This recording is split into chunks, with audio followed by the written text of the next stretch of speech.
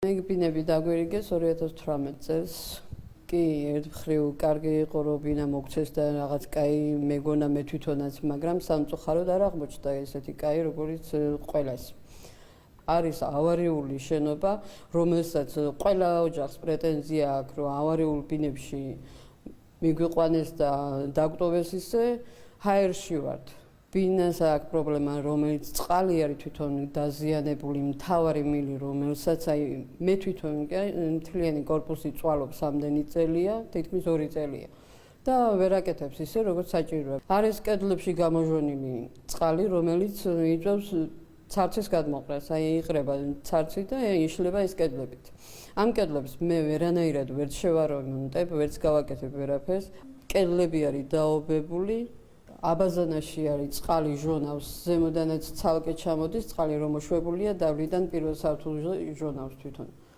ნახოთ თქვენ თვითონაც თქვენი თვალით არის წყლის დაგუბრება ხდებოდა და მანდ არის ტრაპი გაკეთებული. ტრაპიდან ისევე პირველ სართულზე ოჯახს ვაწუხებ მაგით. რაღაც საშიშროება რო არ ყოფილიყო აქედან ისევე არ გავბრუნდებოდი უკან და არ ვერჩევდი იმ ჩემ დაანგრეულ შენობას თუ მანდ პირობები მქონოდა ნორმალური. წყალი არის მევა ელემენტალურად ბავშვებს რო წყალი დავალევინო, რომელსაც მე ყოველდღიურად ნამდვილად ვერ ვიყიდი, არა მაქვს იმის სახსრები, რომ ყოველდღიურად წყალი ცალკე ვიყიდო, იქით საკვები ბავშვს ცალკე ვიყიდო. რამდენი განცხადება გვაქვს დაწერილი, რამდენჯერ შევაწუხეთ სამინისტრო. არც ერთხელ აბსოლუტურად ყურადღება არ გამოუჩენია სამინისტროს, რომ მოსულიყო გადაემოწმებია. აი ეს ჩვენი ბინები რო ასეთ დღეში ვარდებოდა.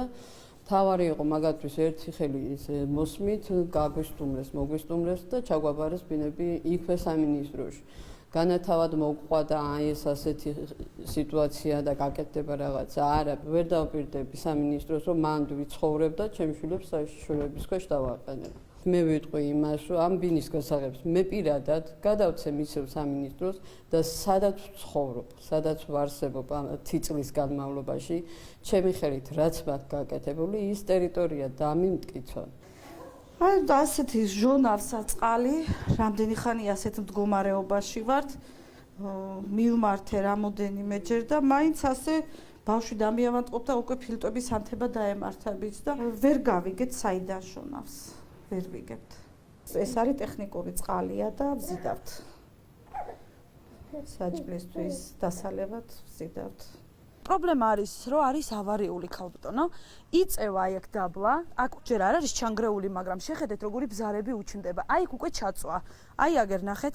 აი ეს არის ჩანგრეული, მას შემდეგ უკვე რაც ჩვენ გადმოვედით და ამას შიგნიდანაც აქვს ასეთივე პრობლემა პადლიდან რომ გადაიღოთ საშინელ მდგომარეობაშია ანალოგიურად არის ესე ჩავარდნილი თვითონ კედლები იხსნება აგერ უკანაც მობრძანდით და ნახავთ თქვენი თვალით როგორც კი სველდება ინგრევა და ამბობენ რომ არაფერი პრობლემა არ აქვს აი უკანა მხარეც მობრძანდით შეხედეთ როგორ ჩადის დაბლა აი შეხედეთ აი ეს ტერიტორია ნახეთ როგორ ჩადის დაბლა და ეს წარმოგიდგენიათ რა მოხდება ცოტა ხანში აქ ეს ტრუბები თვითონ სკდება და გვითხრეს რომ აქ რო წყალი არ ქონდაო გაშვებული პირველ გაშვებაზე წნევამ დაარტყაო და ნუ თავისთავად სკდება და ეს უკვე თქვენ უნდა მოაგვაროთო და როგორღაც თქვენ უნდა მაგრამ ცენტრალური საიდან მოდის რა როგორ აქვთ აშე ვინ იცის ამას იმხელა სახსრები სჭირდება და აი ამას კიდე ჩვენ როგორ გავაკეთებთ ხალბატონო აი შეუძლებელი ამას იმხელა ფინანსები სჭირდება და ჩვენ ამის საშუალება გქონდეს ხო მიმართე რამდენჯერმე დავწერე განცხადება ტოლთა სამინისტროში გამოგზავნეს ხალხი გადაუღეს სურათები წაიღეს